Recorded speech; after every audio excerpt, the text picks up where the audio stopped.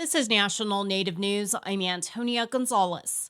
Search teams working on missing and murdered Indigenous people cases must prepare themselves for the likelihood they'll come across a body. One group based in Portland is proactively preparing volunteers for that encounter.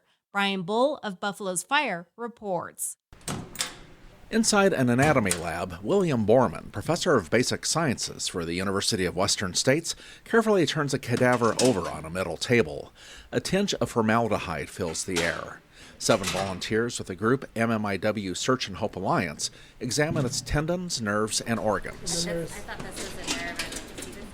This is a nerve right here. Kimberly Linning is the group's founder. She says she's seen death up close many times. And I think through my years of traumatic experiences with violent death, I've seen a lot.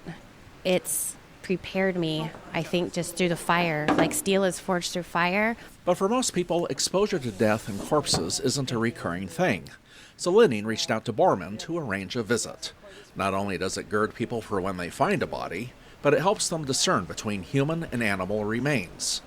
2 volunteers, Sabrina Griffith and Isabella Regalado, said they would recommend this experience. The veins, the actual ligaments, the muscles, it was quite surprising to see it and feel it in real life. I've only touched bones and stuff like that, so it's very interesting to actually feel the inner part of our body.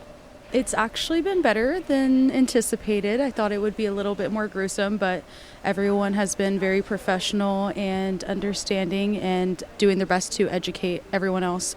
Linning and Borman remind people that viewing cadavers isn't the same as coming across a corpse, whether that's in the wilderness or city.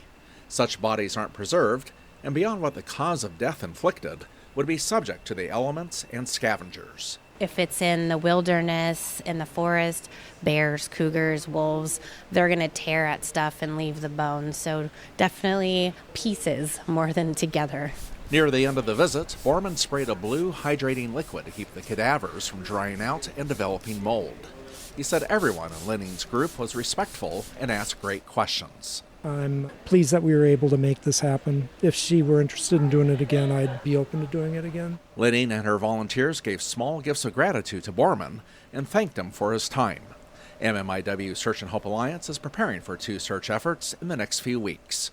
For National Native News, I'm Brian Bull in Portland, Oregon. An Irish language activist has won a landmark decision in Northern Ireland following her arrest during a protest. Joe McPullen has more. 74-year-old grandmother Moira Vicanali attended a peaceful protest in support of the Palestinian people last August in Belfast. She was among those arrested under the UK's controversial terrorism laws because of her T-shirt.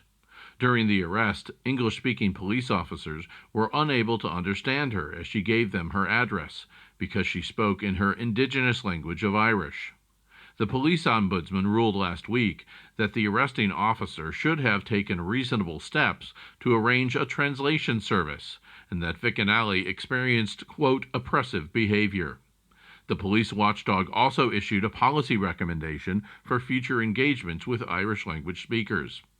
Vicanali's lawyer says this decision, quote, puts a marker down for how the police service must respect the Irish language moving forward. For National Native News, I'm Joe McPullen in Ireland. And I'm Antonia Gonzalez.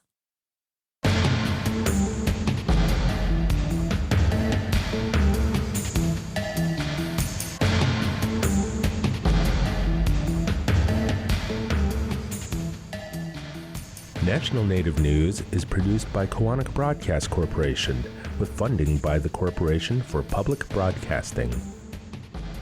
Tribal Development Partners, helping tribes build toward their goals through 105L leasing and essential facility development, empowering sovereignty, strengthening community. More at tribaldevpartners.com, proud supporters of this show. Hear that? Tribal college faculty do so much, one can't say it all here. Nothing but respect. Visit mostthoroughdjobdescription.com. The American Indian College Fund supports this program.